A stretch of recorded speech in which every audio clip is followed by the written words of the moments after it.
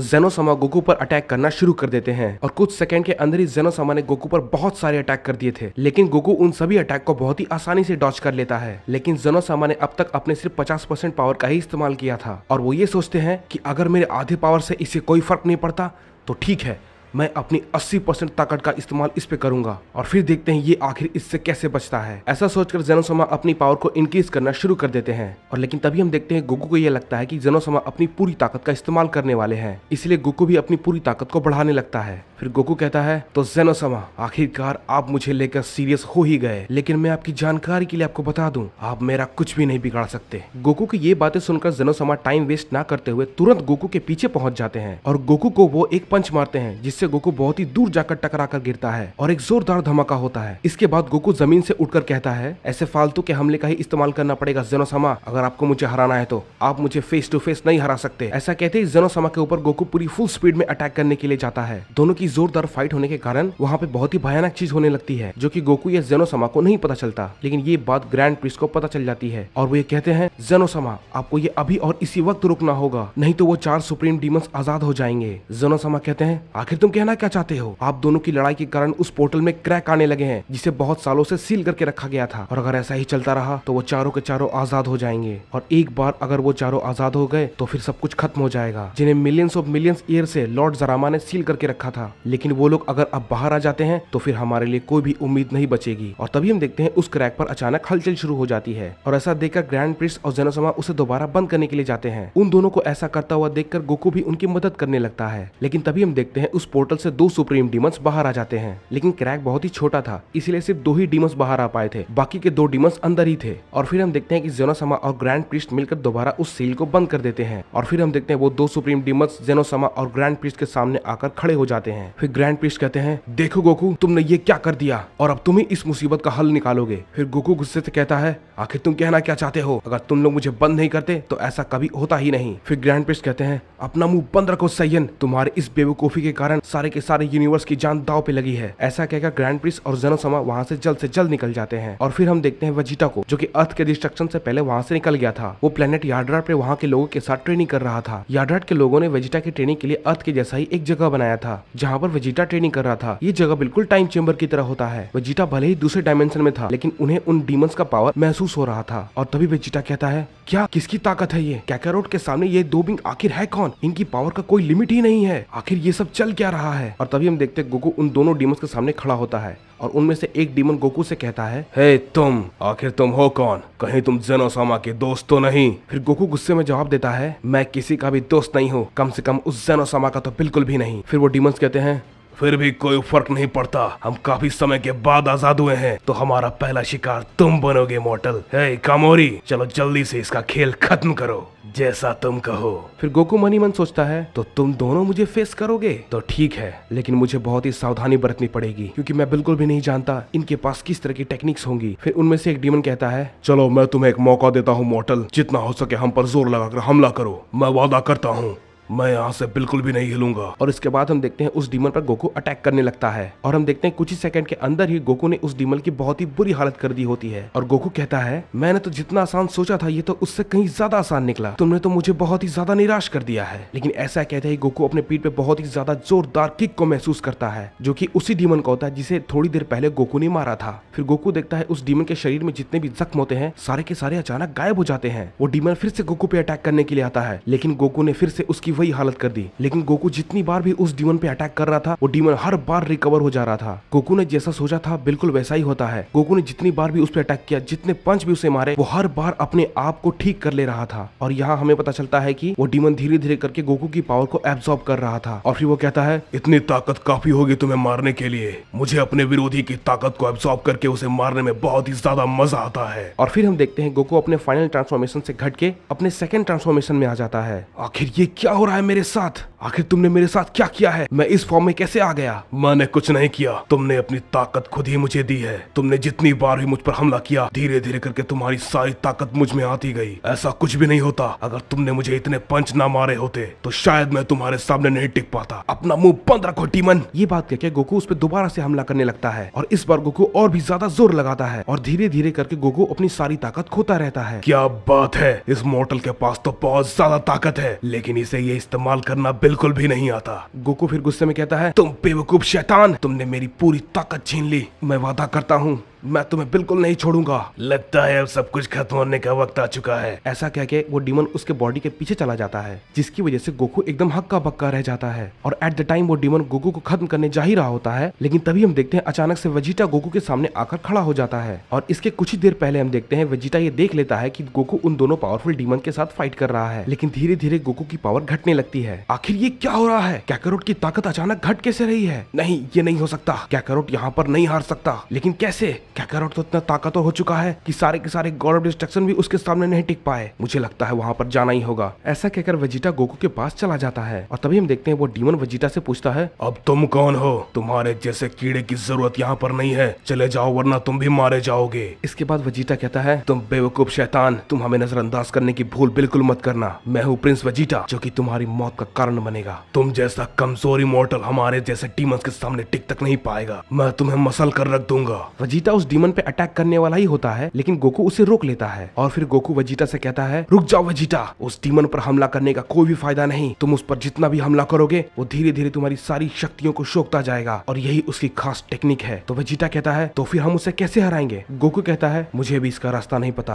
कैकारोट, तुम एक नंबर के बेवकूफ हो, हम ऐसे हाथ पे हाथ धरे बैठे नहीं रह सकते। फिर गोकू कहता है, वेजिटा, उसने मेरी पूरी ताकत ले ली है, इसलिए हम दोबारा ये बेवकूफी नहीं कर सकते, वो और ज्यादा ताकतवर बन जाएगा। फिर वो डीमन कहता है, क्या हुआ मॉर्टल, तुम तो मुझ पर हमला करने वाले थे, कहीं तुम्हें डर तो नहीं लग रहा ना? ये बात सुनकर वेजिटा बहुत ही गुस्सा हो जाता है और वो उस पर हमला करने के लिए चला जाता है। लेकिन हम देखते हैं कुछ ही देर के बाद वेजिटा का भी गोकू की तरह हालत हो जाता है। मुझ पर हमला करने का यही नतीजा होता है मॉर्टल। चलो अब तुम्हें खत्म करने का टाइम आ गया है, मरने के लिए तैयार हो जाओ। तभी हम देखते हैं अचानक वेजिटा खड़ा हो जाता है और गोकू से कहता है, हे कैकारोट, क्या तुम्हारा हमेशा के लिए सोने का इरादा है? उठ जाओ, अगर तुम मेरे साथ आ रहे हो तो ठीक है, वरना मैं उसे अकेले ही लड़ने के लिए जा रहा हूँ। फिर गोकू कहता है, क्या बात कर रहे हो वेजिटा, मैं तुम्हें अकेले इस फाइट का मजा लेने बिल्कुल भी नहीं दूंगा, इस पे मेरा भी हक है। वो डीमन बहुत ही चौंक जाता है और उनकी तरफ देखकर ये सोचता है, आखिर बात क्या है? ये दोनों फिर से कैसे खड़े हो गए? और फिर हम देखते हैं वेजिटा और गोकू वापस से अपना पावर अप करना शुरू कर देते हैं और गोकू अपना सबसे पावरफुल का सेकंड स्टेज तक पहुंच जाता है। और वहीं हम देखते हैं कि वेजिटा ने भी एक बहुत ही ताकतवर ट्रांसफॉर्मेशन को अनलॉक कर लिया था। फिर गोकू ये देखकर कहता है, वेजिटा, तुम इस लेवल पे कैसे पहुंच गए? और मैं तो ये सोच के हैरान हूँ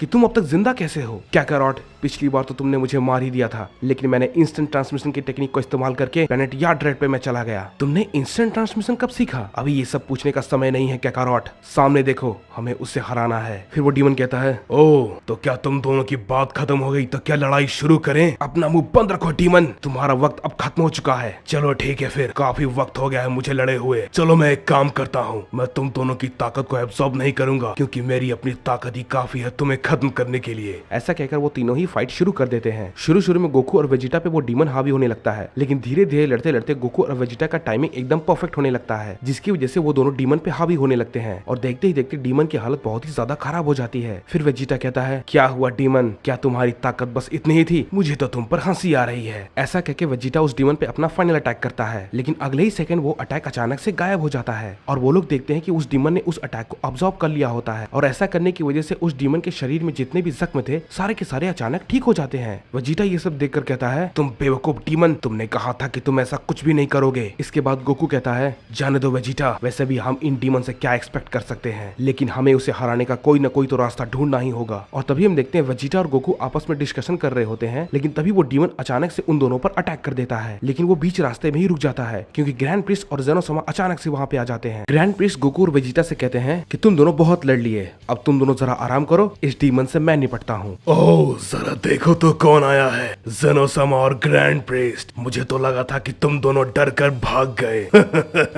लेकिन छोड़ो, जाने दो, तुमने मेरा काम और भी ज्यादा आसान कर दिया यहाँ पर आकर, वरना बेकार में मुझे तुम्हें ढूंढने के लिए जाना पड़ता। पिछली बार जो तुम लोगों ने हमें उस डायमेंशन में बंद कर दिया था, अब उसका हिसाब बराबर करने का वक्त आ गया है। इसके बाद वेजिटा कहता है, हे ग्रैंड प्रिस्ट, हमें आपकी हेल्प की कोई जरूरत नहीं है, हम इसे अपने आप ही हरा सकते हैं। इसके बाद ग्रैंड प्रिस्ट कहते हैं, तुम साइंस वाकई में कभी नहीं सुधरोगे, जरा अपनी हालत देखो, उसने तुम दोनों की क्या हालत कर दी है। फिर वेजिटा कहता है, ये तो कुछ भी नहीं है, ऐसे छोटे मोटे जख्म हमें लगते रहते हैं, और इन सब से हमें कोई फर्क नहीं पड़ता। इसके बाद ग्रैंड प्रिस्ट कहते हैं वेजिटा जरा बात को समझो, ज़ेनोसामा ने शायद जैसा सोचा था ये सब कुछ वैसा ही हो रहा है। गोकू फिलहाल अभी तो ठीक है, लेकिन हो सकता है जल्दी उसका डार्क जिन उस पर हावी हो जाए। वेजिटा कहता है डार्क जिन गोकू, तुम्हारा इससे क्या मतलब है? ग्रैंड प्रिस्ट कहते हैं अभी ये सब समझाने का बिल्कुल वक्त नहीं है, मैं बस इतना चाहता हूँ कि तुम गोकू पे नजर रखो, अगर उसके बिहेवियर में जरा सा बदलाव आए तो गोकू से तुम्हें ही निपटना होगा। इसके बाद वो डीमन कहता है तो ग्रैंड प्रिस्ट, तो आखिरकार तुम मुझसे फाइट करना चाहते हो? कहीं इस बार भी पिछली बार की तरह डर कर भाग तो नहीं जाओगे ना? इसके बाद ग्रैंड प्रिस्ट कहते हैं तुम्हें क्या लगता है कि मैं मिलियन साल पहले जैसा था अभी भी वैसा ही हूँ? तुम उस मॉर्टल को तो देख रहे हो गोकू, तुम उससे ज्यादा ताकतवर तो नहीं हो, लेकिन बस ये जो तुम्हारी बेकार सी एबिलिटी है दूसरों की शक्ति को सोखने का, इसी कारण से तुम अभी तक जिंदा हो। लेकिन वो मॉर्टल भी मेरे सामने नहीं टिक पाएगा, तो तुम अंदाजा लगा सकते हो मेरी ताकत का। और तुम्हें कोई गलत फहमी हो रही है, मैं तुमसे तो बिल्कुल भी नहीं लड़ने वाला, मैं तो उससे फाइट करने वाला हूँ जो इतनी देर से काफी दूर से सब कुछ देख रहा है। फिर इसके बाद दूसरा डीमन कहता है हे कैमोरी, हम कुछ मिलियन साल के लिए क्या उस डायमेंशन में चले गए? इसे लगता है कि ये हमें हरा सकता है। उस डीमन के ऐसा कहते ही हम देखते हैं कि ग्रैंड प्रिस्ट एक पलक झपकाते ही उस डीमन पर हमला कर देते हैं, जिसकी वजह से वो डीमन काफी दूर जाकर गिरता है और एक बड़ा धमाका होता है। ऐसा होता देखकर दूसरा डीमन तुरंत ग्रैंड प्रिस्ट पर हमला करने के लिए जाता है, लेकिन वो तुरंत अपने आसपास एक बना हुआ शील्ड पाता है और वो दिखता है कि वो एक शील्ड के अंदर कैद हो चुका है, जो कि ज़ेनोसामा ने बनाया होता है स्पेशली उस डीमन के लिए। ज़ेनोसामा ने और ग्रैंड प्रिस्ट ने कई हजारों लाखों साल पहले इन डीमंस को फेस किया था, तो उन्हें पता है कि इन डीमंस को आखिर कैसे हराना है, इसीलिए उन्हें लगभग इन डीमंस की सारी कमजोरियों के बारे में पता होता है। इसके बाद वो डीमन कहता है बेवकूफ ज़ेनो, तुम्हें लगता है कि तुम इस फालतू से टेक्निक से मुझे रोक पाओगे? कभी नहीं, ये भी किसी न किसी ताकत से ही बना होगा, मैं इसे भी एब्जॉर्ब कर लेता हूँ। वो डीमन उस शील्ड को एब्जॉर्ब करने की कोशिश करता है, लेकिन वो उसे एब्जॉर्ब नहीं कर पा रहा था। और फिर वो कहता है क्या मैं इसे एब्जॉर्ब क्यों नहीं कर पा रहा? आखिर ये क्या हो रहा है? इसके बाद ग्रैंड प्रिस्ट कहते हैं क्योंकि वो किसी पावर से बना ही नहीं है, उसे एक खास तरीके के मटेरियल से बनाया गया है, वो भी खासकर तुम्हारे लिए। और तुम कुछ कह रहे थे कि हम तुम्हें देखकर डरकर भाग गए थे। तुम बेवकूफ, हम जिसके लिए गए थे ये शील्ड उनमें से ही एक है। और तभी हम देखते हैं वो डीमन उस शील्ड पर अटैक करने लगता है। फिर ग्रैंड प्रिस्ट कहते हैं इसका कोई भी फायदा नहीं होने वाला, चाहे तुम जितने भी हमले कर लो, ये खासकर तुम्हारे लिए ही बनाया गया है। ग्रैंड प्रिस्ट के ऐसा कहते ही हम देखते हैं कि वो दूसरा डीमन ग्रैंड प्रिस्ट पर अटैक करने के लिए सामने आता है। ग्रैंड प्रिस्ट ये देखते ही अपने अटैक को तैयार करने लगते हैं, लेकिन वो डीमन कुछ ज्यादा ही तेज था और वो ग्रैंड प्रिस्ट के अटैक को पूरा होने से पहले ही उस पर हमला कर देते हैं, जिसकी वजह से ग्रैंड प्रिस्ट को थोड़ी सी चोट लग जाती है। तुम पिछले बार से काफी ताकतवर हो चुके हो ग्रैंड प्रिस्ट, मैंने तो कभी ये नहीं सोचा था कि तुम इतने ताकतवर हो जाओगे, लेकिन फिर भी इतनी ताकत काफी नहीं होगी मुझे हराने के लिए। फिर ग्रैंड प्रिस्ट कहते हैं आखिर तुम्हें किसने कहा कि मैं अपनी पूरी ताकत का इस्तेमाल कर रहा हूँ? मैं तो मुश्किल से अपनी 50% ताकत का भी इस्तेमाल नहीं कर रहा। ये बात सुनते ही वो डीमन बहुत ही हैरान हो जाता है और सोचने लगता है क्या सिर्फ 50% ताकत? मुझे नहीं लगता, ये शायद मुझसे झूठ बोल रहा है। फिर वो डीमन कहता है लगता है तुम अपनी आधी ताकत का इस्तेमाल करते हुए मर जाओगे ग्रैंड प्रिस्ट। इसके बाद ग्रैंड प्रिस्ट कहते हैं मुझे नहीं लगता कि मुझे अपनी पूरी ताकत का इस्तेमाल करने का जरूरत है, और वो भी तुम्हारे लिए। फिर वो डीमन सोचता है अगर ऐसी बात है तो उसकी पूरी ताकत को इस्तेमाल करने से पहले ही मुझे उसे हराना होगा। लेकिन रुको जरा, बाकी के डीमन अब तक आए क्यों नहीं? वो आखिर कहाँ रह गए? हमारी ताकत तो उन दोनों के सामने कुछ भी नहीं है, लेकिन पता नहीं वो दोनों यहाँ पर कब आएंगे। लेकिन वो दोनों यहाँ पर आने में इतना वक्त क्यों ले रहे हैं? उन्हें तो अब तक आ जाना चाहिए था। और तभी हम देखते हैं वेजिटा गोकू से पूछता है हे क्या कैरोट, ये जो ग्रैंड प्रिस्ट ने डार्क जिन के बारे में बताया है, क्या तुम इसके बारे में कुछ जानते हो? गोकू वेजिटा से कहता है नहीं वेजिटा, मुझे इसके बारे में नहीं पता। और ये बात कह के गोकू जमीन पे गिर जाता है और गोकू कहता है मेरे सर में बहुत दर्द हो रहा है, मेरा सर दर्द से फटा जा रहा है। वेजिटा ये देखकर चौंक जाता है, कहीं ये डार्क जिन की वजह से तो नहीं हो रहा? गोकू दर्द से बहुत ही ज्यादा चिल्लाने लगता है और गोकू के शरीर से एक काली ऑरा निकलने लगती है। फिर गोकू के अंदर से एक आवाज आती है क्या बात है गोकू, क्या तुम पागल हो गए हो? क्या तुम्हें दिख नहीं रहा जिन्होंने तुम्हारा ये हाल किया है वो तुम्हारे सामने हैं? तुम इन सबको मुझ पर छोड़ दो, मैं इन सबको एक बार में ही खत्म कर दूंगा। इसके बाद ग्रैंड प्रिस्ट कहते हैं डार्क जिन एक अदर पर्सनालिटी डिसऑर्डर है। अगर कोई इंसान किसी के लिए बहुत ही ज्यादा नफरत करता है तो वो उसके अंदर एक पर्सनालिटी बन जाता है और वो उसी के रूप में बाहर आता है। पहले तो ये सिर्फ एंजल्स में था बहुत पुराने जमाने में, लेकिन ये किसी मॉडल पे भी हो सकता है, ये मैं बिल्कुल भी नहीं जानता था। क्योंकि डार्क जिन बनने के लिए बहुत सारे कंडीशंस होते हैं, वो सब पूरा होने के बाद ही किसी का हेडेड इतना बड़ा फॉर्म ले सकता है। लेकिन गोकू में ऐसा क्यों हुआ? हे वेजिटा, गोकू कह रहा था कि तुमने उसे कहीं पर बंद कर दिया था, और वो कितने समय के लिए वहाँ पर था? फिर वेजिटा कहता है कैकारोट को हमने अर्थ के टाइम चेंबर में बंद कर दिया था, और रही बात टाइम की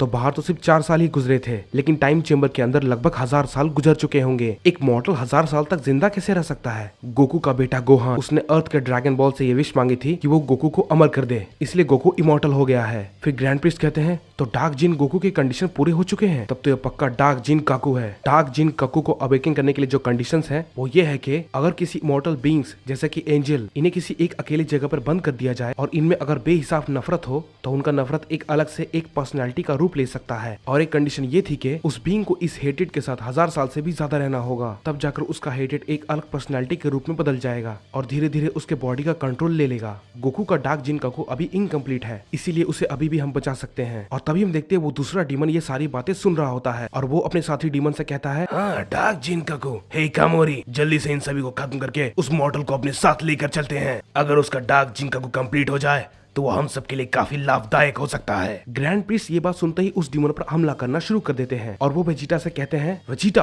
गोकू पर नजर रखो और इन लोगों को गोकू को ले जाने के लिए बिल्कुल मत देना। ऐसा कहने के दौरान ग्रैंड प्रिस्ट थोड़ा सा डिस्ट्रैक्ट हो जाते हैं, जिसका फायदा वो डीमन उठाता है और ग्रैंड प्रिस्ट पर एक बहुत जोरदार अटैक करता है, जिसकी वजह से ग्रैंड प्रिस्ट की हालत बहुत ही ज्यादा खराब हो जाती है। ऐसा करते ही वो डीमन गोकू की तरफ बढ़ता है उसे वहाँ से ले जाने के लिए, लेकिन जेनोसामा उसका रास्ता रोक लेते हैं और फिर वो डीमन कहता है, हे जेनोसामा, तुम आखिरकार बच गए, क्योंकि वो दोनों डीमन यहाँ पर अभी तक नहीं आए हैं। इसके बाद जेनोसामा कहते हैं, मैं अच्छे से जानता हूँ तुम दोनों आखिर गोकू को यहाँ से क्यों ले जाना चाहते हो, लेकिन मैं तुम्हें बता दूं, मैं ऐसा कुछ भी तुम्हें करने नहीं दूंगा। और तभी हम देखते हैं गोकू अपने अंदर डार्क जिन काकू से फाइट करता है और गोकू कहता है, आखिर तुम हो कौन, तुम तो बिल्कुल मेरी तरह दिखते हो। इसके बाद डार्क जिन काकू कहता है, आखिर तुम क्या कह रहे हो गोकू, हम और तुम बिल्कुल एक ही है। क्या मतलब है तुम्हारा? मैं ये कहना चाहता हूँ कि मैं तुम्हारा ही हिस्सा हूँ गोकू, लेकिन अगर तुम मेरा ही हिस्सा हो तो फिर तुम्हें मेरी बॉडी का कंट्रोल क्यों चाहिए? क्योंकि तुम बहुत ही ज्यादा भोले हो गोकू। क्या तुम्हें नहीं दिखता जिन लोगों ने तुम्हारे साथ धोखा किया वो तुम्हारे सामने ही है, और मैं ये भी जानता हूँ कि तुम उन्हें नहीं मारोगे, इसलिए मैं तुम्हारी बॉडी का कंट्रोल लेके उन्हें खत्म कर दूंगा। नहीं,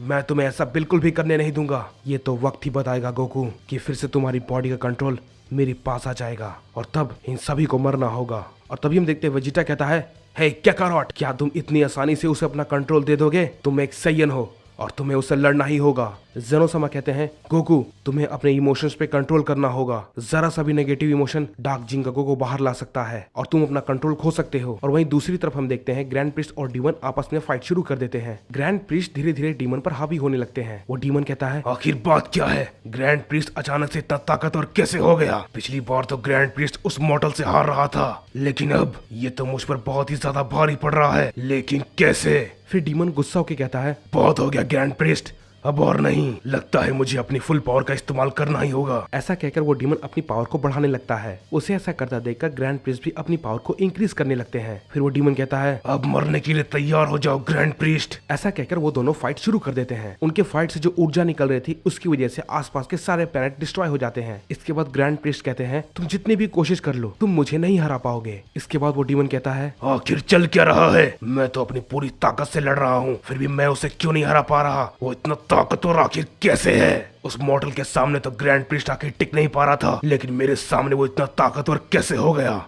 इसके बाद ग्रैंड प्रिस्ट कहते हैं, तुम जरूर यही सोच रहे होगे कि मैं अचानक से इतना ताकतवर कैसे हो गया। तो ठीक है, मेरी बात को ध्यान से सुनो। हमने अपनी ताकत को सील करके रखा था, जिसकी वजह से हमारी पावर 50% से भी कम हो गई थी, और तुम्हारे आने के बाद मैं और जेनोसामा यहाँ से चले गए थे अपनी इस सील को तोड़ने के लिए, क्योंकि अगर हमने अपनी पूरी ताकत का इस्तेमाल किया तो हमारी पूरी ताकत से बहुत ही ज्यादा डिस्ट्रक्शन हो सकता है। इसके बाद कामोरी कहता है, कहे तुम सेलेस्टियल सील के बारे में तो नहीं बात कर रहे हो, लेकिन कैसे? वो सेलेस्टियल सील हम 4 डीमंस में से ही सिर्फ एक के पास है, लेकिन ये ग्रैंड प्रिस्ट पे आखिर कैसे लग सकता है? नहीं, ग्रैंड प्रिस्ट इतना ताकतवर हो चुका है कि उस पर सेलेस्टियल सील लगाना पड़ा, और अब उसने अपने सील को रिमूव भी कर लिया है। मैं इससे अब नहीं लड़ पाऊंगा, हमें जल्दी से उस मॉडल को लेकर यहाँ से निकलना होगा, लेकिन कैसे? कामोरी कहता है, क्या है ये शील्ड और ये टूटता क्यों नहीं? इसके बाद ग्रैंड प्रिस्ट कहते हैं, मैंने पहले भी कहा था ये शील्ड खासकर तुम्हारे लिए ही बनाया गया है, इसलिए तुम जितनी भी कोशिश कर लो तुम्हारा कोशिश करने का कोई भी फायदा नहीं। ग्रैंड प्रिस्ट तुम बेवकूफ कहीं के, मैं बस एक बार इस शील्ड से बाहर निकल जाऊं, उसके बाद मैं तुम्हें जिंदा नहीं छोड़ूंगा।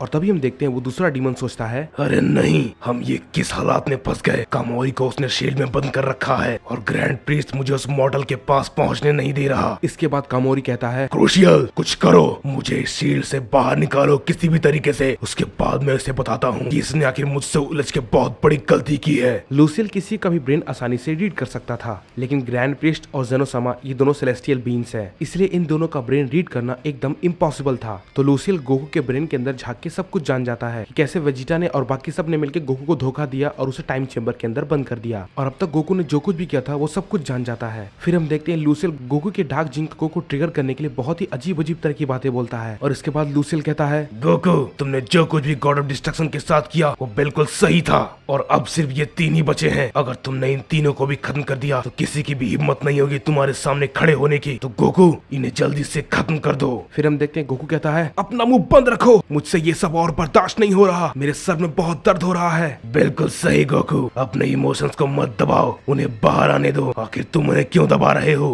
इन तीनों के लिए जिन्होंने तुम्हारे साथ ऐसा किया, और तुम इन्हें अपना दोस्त मानते हो। ये तुम्हारी दोस्ती तो क्या दुश्मनी के लायक भी नहीं है। इन सबको खत्म कर दो गोकू। बस करो, मैं अब और नहीं सुनना चाहता। गोकू, तुम्हें इन सबको खत्म करना होगा। फिर इसके बाद ग्रैंड प्रिस्ट कहते हैं, अपना मुंह बंद रखो डीमन, अब बस बहुत हो गया, अब और नहीं। वेजिटा, गोकू को जल्दी से कंट्रोल में लाने की कोशिश करो, वरना पता नहीं गोकू क्या कर बैठेगा। ग्रैंड प्रिस्ट लूसियल को कंट्रोल करने की कोशिश करता है, लेकिन तभी हम देखते हैं कामोरी अपनी बातों से गोकू को उलझाने लगता है। हे गोकू, जैसा कि लूसियल ने कहा, अपने इमोशंस को मत दबाओ, उन्हें बाहर आने दो। ये तुम्हारी दोस्ती के काबिल बिल्कुल भी नहीं है। और हम देखते हैं कि जेनोसामा कामोरी को और कुछ कहने से पहले उसे रोक लेते हैं, लेकिन पहले ही बहुत ज्यादा देर हो चुकी होती है। वेजिटा कहता है, उनकी बातों पर मत ध्यान दो काकारोट। ये बात सुनकर गोकू चुप हो जाता है और कहता है, ठीक है वेजिटा, अब वो लोग कौन होते हैं मुझे कहने वाले, मुझे क्या करना है और क्या नहीं। वेजिटा शॉक हो जाता है और कहता है, तुम्हारी आवाज को ये क्या हुआ? क्या बात कर रहे हो वेजिटा, मेरी आवाज तो बिल्कुल ऐसे ही है, तुमने भी तो सुना था अर्थ पर, तुम इतनी जल्दी कैसे भूल गए मेरी आवाज को? काकारोट, तुम आखिर ये क्या कह रहे हो? कुछ नहीं वेजिटा, मैं तो बस इतना कहना चाह रहा था, तुम मेरे बहुत ही अच्छे दोस्त हो, और उन सब की बातें सुनकर मैं तुम्हें खत्म कर दूंगा, क्योंकि तुमने मुझे धोखा दिया था। और तुम्हें ऐसा लगता है, और अगर तुम्हें ऐसा लगता है तो तुम बिल्कुल सही सोच रहे हो। हाँ गोकू, मैंने तुमसे कहा था समय के साथ सब बदल जाएगा, और देखो मैंने तुम्हारी बॉडी पर कब्जा कर लिया। अब तुम्हारी बॉडी मेरी है और इस पे सारा कंट्रोल अब मेरा होगा। मुझे अब बहुत अच्छा लग रहा है बाहर आकर, और तुम लोगों ने बहुत देर से डार्क जिंकाकू क्या लगा रखा है? मैं इसे सुन के पक चुका हूँ। मेरा नाम सिर्फ जीन है, और मेरे ख्याल से ये नया नाम तुम्हें शायद पसंद आया होगा, क्यों है ना वेजिटा? और तभी हम देखते हैं वेजिटा जीन को देखकर कहता है, हे काकारोट, आखिर तुम ये क्या कह रहे हो? ओह वेजिटा, तो क्या तुम्हें मेरी बहुत चिंता हो रही है? ये चिंता उस टाइम कहाँ गई थी जिस टाइम तुमने मुझे टाइम चेंबर के अंदर बंद किया था? लेकिन खैर छोड़ो, जाने दो, वैसे भी मैं तुम्हें थोड़ी ही देर में खत्म करने वाला हूँ, तो इन सब बातों का अब कोई भी फायदा नहीं है वेजिटा।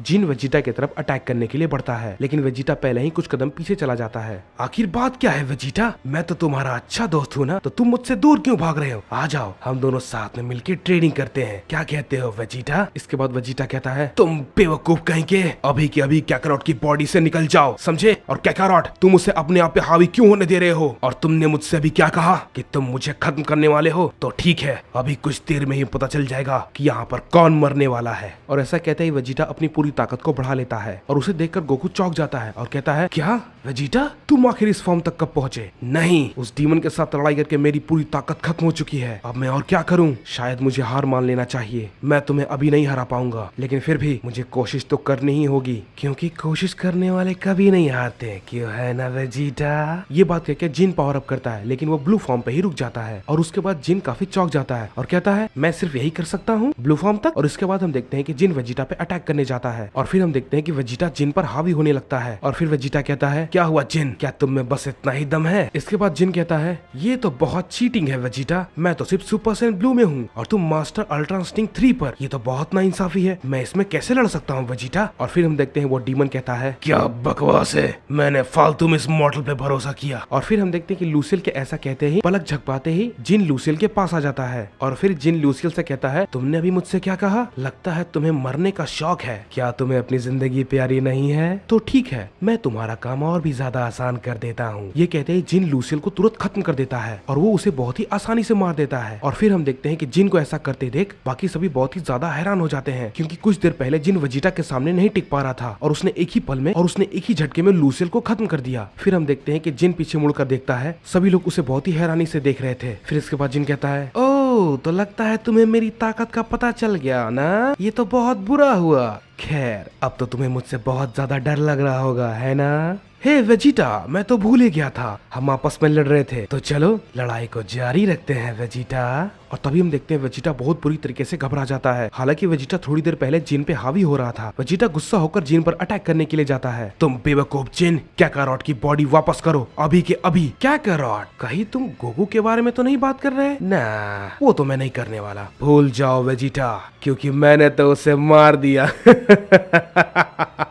जिन के मुंह से ऐसा बात सुनते ही सबके चेहरों पे अचानक से खामोशी छा जाती है। फिर वेजिटा कहता है, क्या क्या कहा तुमने? हाँ वेजिटा, मैंने बिल्कुल सही कहा, गोकू तो अब मर चुका है। ये बात सुनते ही वेजिटा बहुत ही ज्यादा गुस्सा हो जाता है और जिन पर अटैक करने के लिए जाता है, लेकिन ग्रैंड प्रीस्ट उसे रोक लेते हैं और कहते हैं, वेजिटा तुम उससे नहीं लड़ पाओगे, वो बहुत ही ज्यादा ताकतवर है। क्या तुम्हें नहीं दिख रहा? और लगता है ये अब पूरी तरीके से डार्क जिंकागो बन चुका है, इसलिए इसकी पावर इतनी ज्यादा है। डार्क जिंकागो को कंप्लीट होने के बाद उसके यूजर को बहुत ही लाजवाब शक्तियां मिलती है और इसे देखकर बिल्कुल वैसा ही लग रहा है। तुम शांत हो जाओ वेजिटा, इसे मैं देखता हूँ। ओह तो देखो जरा, अब मुझसे ग्रैंड प्रीस्ट फाइट करने वाले हैं। ओह मैं तो बहुत डर गया ग्रैंड प्रीस्ट। आ जाओ, मैं तुम्हें भी मसल कर रख दूंगा। नहीं नहीं, ये मैंने क्या कह दिया?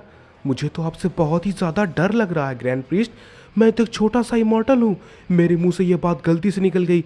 क्या आप मुझे माफ करेंगे? और अगर नहीं भी करेंगे तो मुझे इससे फर्क नहीं पड़ता, क्योंकि आपका मरना तो तय है ग्रैंड प्रीस्ट। इसके बाद ग्रैंड प्रीस्ट कहते हैं, तुम्हारा ये नाटक बहुत ही ज्यादा हो गया और तुम ये गलती से भी मत सोचना कि मैं तुम पर जरा भी रहम करने वाला हूँ। फिर वेजिटा कहता है, लेकिन ग्रैंड प्रीस्ट आखिर जिन इस तरीके से बात क्यों कर रहा है? इसके बाद ग्रैंड प्रीस्ट कहते हैं, लगता है डार्क जिंकागो के कंप्लीट होने के बाद इसकी पर्सनैलिटी में भी काफी बदलाव हुआ है। आपने बिल्कुल सही कहा ग्रैंड प्रीस्ट, बदलाव तो हुआ है, क्योंकि मैं अब पहले से कहीं ज्यादा खतरनाक हूँ और मैं चाहूँ तो आप सबको एक बार में मसल कर रख दूंगा। क्या अभी भी आप मुझसे लड़ना चाहेंगे? चलो आ जाओ ग्रैंड प्रीस्ट, हम सब मिलके साथ में खेलते हैं, बहुत ही मजा आएगा। इसके बाद ग्रैंड प्रीस्ट कहते हैं, बहुत हो गया, अब तुम्हारे सोने का समय हो चुका है, तो तुम्हें यहाँ से जाना होगा। ये बात करके ग्रैंड प्रीस्ट उससे अपनी फाइट शुरू कर देते हैं। ग्रैंड प्रीस्ट अपनी 60% पावर का यूज करके उस पर हावी होने लगते हैं। ये चीज देखकर जिन थोड़ा सीरियस हो जाता है और धीरे धीरे अपनी पावर को अप करना शुरू कर देता है। और फिर हम देखते हैं कुछ टाइम के बाद वो ग्रैंड प्रीस्ट पर हावी होने लगता है। ऐसा होता देखकर ग्रैंड प्रीस्ट भी अपनी पावर को अप करना शुरू कर देते हैं और अब अपनी 70% पावर का यूज करके वो जिन से फाइट करने लगते हैं। ग्रैंड प्रीस्ट को पावर अप करता देख जिन भी सोचता है, तो ठीक है, लगता है अब मुझे भी थोड़ा सा पावर अप करना होगा। ऐसा क्या कह जिन तुरंत मास्टर अल्ट्रा इंस्टिंक्ट पे चला जाता है और फिर भी दोनों आपस में फिर से लड़ाई शुरू कर देते हैं। लेकिन तभी हम देखते हैं कि ग्रैंड प्रीस्ट अब जिन पर ज्यादा हावी होने लगे थे। ऐसा देखकर जिन को जरा सा गुस्सा आता है और वो ये सोचता है, सिर्फ 10% पावर में इतना बदलाव, लेकिन कैसे? अगर ऐसा ही चलता रहा तो मैं हार जाऊंगा, मुझे कुछ करना होगा। ऐसा सोचकर जिन सीधे मास्टर अल्ट्रा इंस्टिंक्ट 3 पर चला जाता है। जिन को ऐसा करता हुआ देखकर ग्रैंड प्रीस्ट भी अपनी कैपेबिलिटी के हिसाब से 90% पावर का यूज करना शुरू कर देते हैं। दोनों की बहुत ही जबरदस्त फाइट होने लगती है और जिन भी अब पूरी तरीके से सीरियस हो चुका था। लेकिन कुछ टाइम के फाइट करने के बाद दोनों की पावर एकदम सेम हो चुकी है, कोई किसी पर भी हावी नहीं हो रहा था। दोनों एक दूसरे को बराबरी की टक्कर दे रहे थे। ऐसा देखकर ग्रैंड प्रीस्ट फाइनली अपनी 100% पावर का यूज करने लगते हैं, लेकिन जिन उसी स्टेट पर फाइट करने लगता है। फिर ग्रैंड प्रीस्ट सोचते हैं, आखिर बात क्या है, वो अपने आखिरी फॉर्म में ट्रांसफॉर्म क्यों नहीं हो रहा? कहीं तुम ये तो नहीं सोच रहे हो कि तुम मुझे अपने इस फॉर्म में हरा दोगे? आखिर तुम कहना क्या चाहते हो? फिर ग्रैंड प्रीस्ट कहते हैं, मैं कहना चाहता हूँ कि अपना ये सब ड्रामा बंद करो और जल्दी से अपने फाइनल फॉर्म में ट्रांसफॉर्म हो जाओ, वरना मैं तुम्हें बहुत बुरी तरीके से खत्म कर दूंगा। जिन सोचता है, अगर मैं ट्रांसफॉर्म हो पाता तो अब तक मैं कब का ट्रांसफॉर्म हो जाता। उस बेवकूफ डीमन ने गोकू से कुछ ज्यादा ही ताकत छीन ली है, इसलिए मैं ट्रांसफॉर्म नहीं हो पा रहा। इसलिए मुझे इस फॉर्म को मेंटेन करने में ही बहुत तकलीफ हो रही है। और तुम कह रहे हो फाइनल स्टेट में जाने के बारे में, ये कैसे पॉसिबल है? और उसके बाद हम देखते हैं कामोरी अचानक से कहता है, हे जिन, अगर तुम चाहो तो मैं तुम्हारी ताकत तुम्हें वापस लौटा सकता हूँ, लेकिन तुम्हें मुझे पहले इस शील्ड से बाहर निकालना होगा। जिन कहता है, बेवकूफ डीमन, मुझे तुम्हारी बातों पे बिल्कुल भी भरोसा नहीं है, मुझे कुछ और कोशिश करनी होगी। ऐसा कहते ही वो दोनों आपस में फिर से फाइट शुरू कर देते हैं। लेकिन जिन को बहुत ही दिक्कत आ रही थी ग्रैंड प्रीस्ट से फाइट करने में। फिर ग्रैंड प्रीस्ट कहते हैं, क्या हुआ? मुझे तुम्हें देखकर ऐसा लग रहा है कि तुम ज्यादा देर तक टिक नहीं पाओगे। इसके बाद जिन कहता है, बेवकूफ ग्रैंड प्रीस्ट, मेरे पास अपनी पूरी ताकत नहीं है, इसलिए तुम ऐसा कह पा रहे हो, वरना मैं तुम्हें अब तक खत्म कर देता। इसके बाद कामोरी जिन से कहता है, हे जिन, चलो मैं तुम्हें एक और मौका देता हूँ। अगर तुमने मुझे इस शील्ड से बाहर निकाला तो मैं तुम्हारी पावर तो लौटाऊंगा ही, और साथ ही साथ उसकी बॉडी पे कैसे पूरी तरीके से कंट्रोल पाना है ये भी तुम्हें बता दूंगा। इसके बाद जिन कहता है, क्या? आखिर इसे कैसे पता चला कि मैंने अभी तक गोकू की बॉडी पे पूरा कंट्रोल नहीं लिया है? फिर ग्रैंड प्रीस्ट ये बात सुनकर चौंक जाते हैं और कहते हैं, क्या? आखिर तुम्हारा कहने का मतलब क्या है? यानी कि इसने अभी तक गोकू की बॉडी पे पूरी तरीके से कंट्रोल नहीं लिया है, यही मौका है गोकू को बचाने का। वेजिटा, मैं जैसे ही तुम्हें सिग्नल दूं तुम जिन को जाकर पकड़ लेना। शायद शायद गोकू को बचाने का ये आखिरी मौका हो। जिन के पास कोई भी रास्ता नहीं होता है, लेकिन वो फिर भी ये सोचने लगता है कि आखिर वो क्या करे। क्या वो इसी स्टेट में ग्रैंड प्रिंस से फाइट करे या फिर वो उस डीमन पे भरोसा करके उसे आजाद कर दे। हे गाइस, तो ये था टाइम चेंबर का दूसरा पार्ट। आई होप आपको ये वीडियो अच्छा लगा होगा। वैसे पहले वीडियो पे तो रिस्पांस काफी अच्छा रहा, तो इसलिए मैंने कोशिश की जितनी जल्दी हो सके दूसरा पार्ट लाने की। अगर ये वीडियो पसंद आता है तो इसमें भी रिस्पांस अच्छा दिखाना और वीडियो को लाइक और चैनल को सब्सक्राइब करना बिल्कुल मत भूलना। और हाँ, एक बात और, अगर वीडियो बहुत ज़्यादा अच्छी लगे तो आप सबको पता है क्या करना है, कमेंट में नेक्स्ट पार्ट ज़रूर लिखना। और बहुत ज़्यादा पसंद आए तो एक अच्छा सा प्यारा सा कमेंट करना, जिससे मुझे और ज़्यादा मोटिवेशन मिल सके और जिससे हम सब लोग मिलके इस एपिसोड को, मतलब इसके आगे का एपिसोड को जल्द से जल्द ला सके। Thank you so much guys, keep supporting us.